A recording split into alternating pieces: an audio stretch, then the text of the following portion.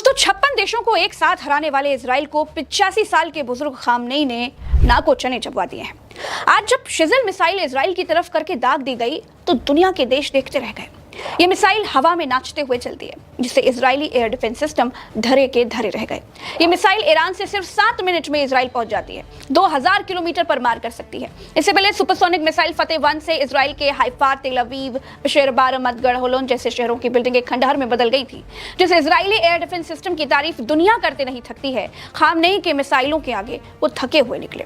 दोस्तों, ईरान ने अपनी रणनीति बदलते हुए जैसे को तैसा वाली रणनीति अब अपना ली है। इजराइल ईरान के रिहायशी इलाकों में बम बरसा रहा था।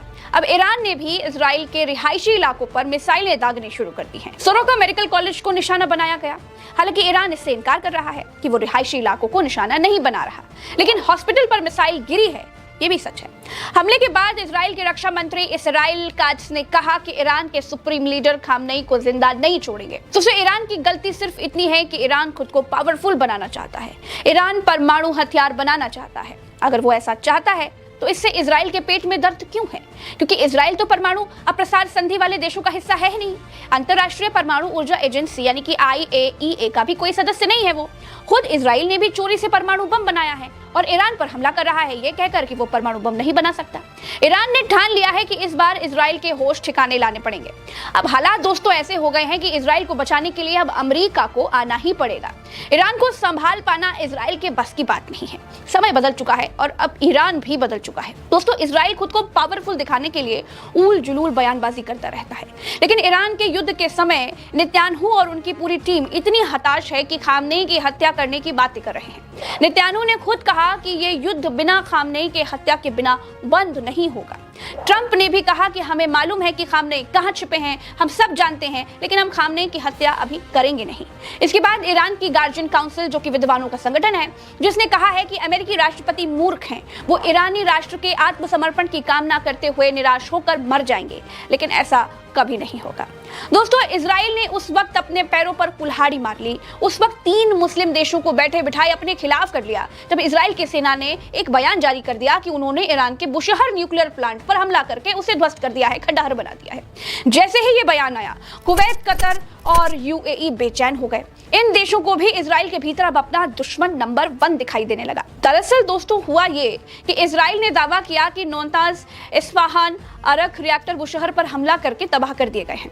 इन न्यूक्लियर प्लांट को नक्शे में देखिए जरा, तीनों अलग अलग जगहों पर हैं, तीनों से बिजली बनाई जाती है। इजराइल को लगा कि दुनिया इसको ऐसे देखेगी कि मार इजराइल बहुत पावरफुल देश है, बहुत बड़ा मारते खां टाइप का देश है। लेकिन बाद में इजराइल को माफी मांगनी पड़ गई, क्योंकि Bushehr power plant Arabian gulf की खाड़ी के किनारे पड़ता है।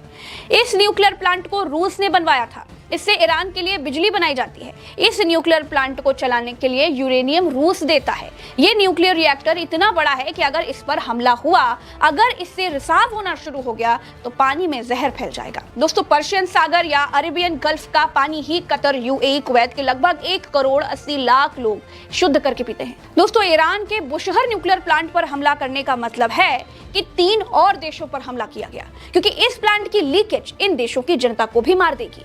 रूस ने कहा कि अगर ईरान के बुशहर प्लांट पर हमला किया तो ठीक नहीं होगा। यूक्रेन के चेर्नोबिल में 26 अप्रैल 1986 को परमाणु ऊर्जा संयंत्र के रिएक्टर नंबर 4 में विस्फोट हो गया था। इससे भारी मात्रा में रेडियो एक्टिव फैल गया था। यह घटना नागासाकी और हिरोशिमा में परमाणु बम गिरने से 400 गुना ज्यादा बड़ा था। लाखों लोग विस्थापित किए गए थे। इजरायली सैन्य अधिकारी ने कहा कि एक सैन्य प्रवक्ता द्वारा दिन में पहले यह कहना एक गलती थी कि इजराइल ने ईरान में बुशहर परमाणु स्थल पर हमला कर दिया है। हमने केवल ईरान के नौताज, इस्फहान और अराक परमाणु स्थलों पर हमला किया है। दोस्तों, बुशहर न्यूक्लियर रिएक्टर पर हमलों का मतलब है हवा और पानी को दूषित कर देना, साथ ही खाड़ी देशों पर हमला करना। कतर के प्रधानमंत्री ने चेतावनी दी है कि ईरान की परमाणु सुविधाओं पर हमला खाड़ी के पानी को पूरी तरह से दूषित कर देगा और कतर, UAE और कुवैत में जीवन को खतरे में डाल देगा। शेख मोहम्मद बिन अब्दुल रहमान अल थानी ने चेतावनी दी है दोस्तों कि ईरान के परमाणु स्थलों पर हमला होने से खाड़ी में पानी नहीं रहेगा, मछली नहीं रहेगी, कुछ भी नहीं बचेगा, जीवन तक नहीं बचेगा। दोस्तों, इजराइल को अब तक ये समझ में आ गया था कि उससे बहुत बड़ी गलती हो गई है।